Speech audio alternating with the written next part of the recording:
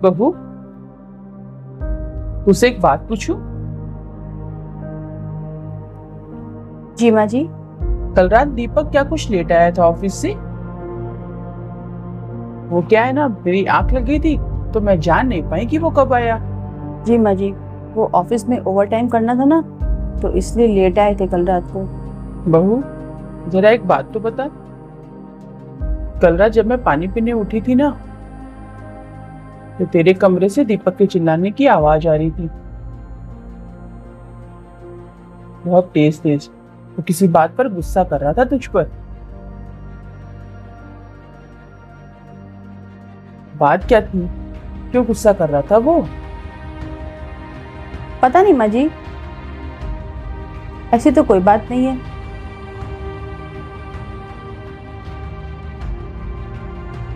अरे सुन,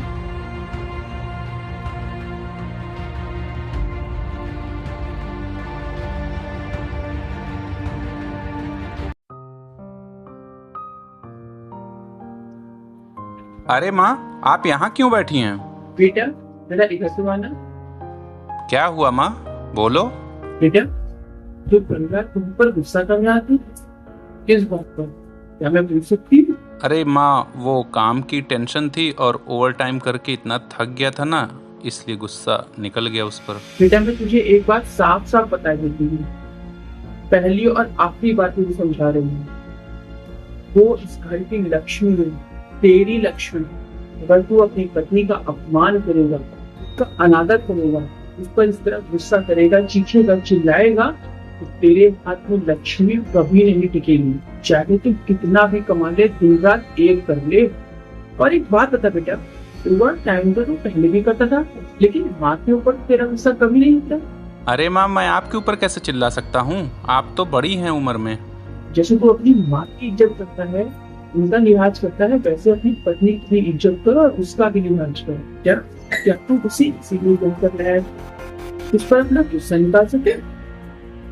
एक बात कान खोल के सुन ले बेटा, मैं अपनी बहू से बहुत प्यार करती हूँ, इसलिए मैं अपने सामने अपनी बहू के साथ गलत करते हुए बिल्कुल भी नहीं दे सकती, फिर वो चाहे मेरा बेटा ही क्यों ना कर रहा हो। इसलिए आज के बाद मेरी बहू के ऊपर चिल्लाने की तो कुछ सोचना भी नहीं।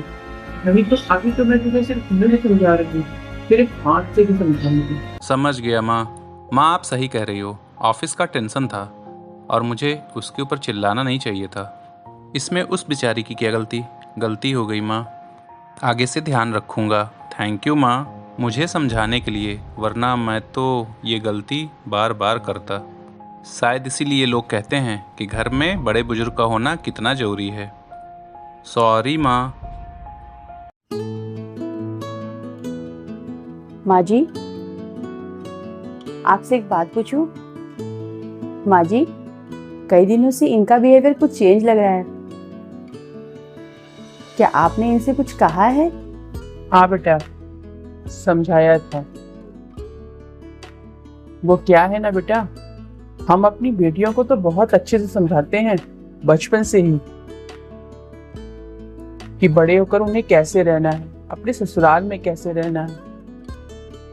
काश हम अपने बेटों को भी समझाएं कि शादी के बाद उन्हें अपनी पत्नी के साथ कैसे बर्ताव करना है। बात जब संस्कारों की और सभ्यता की आए ना, तो वो दोनों के लिए जरूरी होती है, कि चाहे वो बेटा हो या बेटी। क्योंकि अगर आज मेरा दीपक तेरे साथ गलत बर्ताव करेगा ना, तो मेरी भी परवरिश पर कहीं ना कहीं उंगली उठेगी। और वो कहा जाता है ना कि पहली बार में अगर लगाम कस दी जाए ना, तो बच्चे बेलगाम नहीं होते। तुझे मैं बहू बना के इस घर में लाई हूं, तू मेरी जिम्मेदारी है।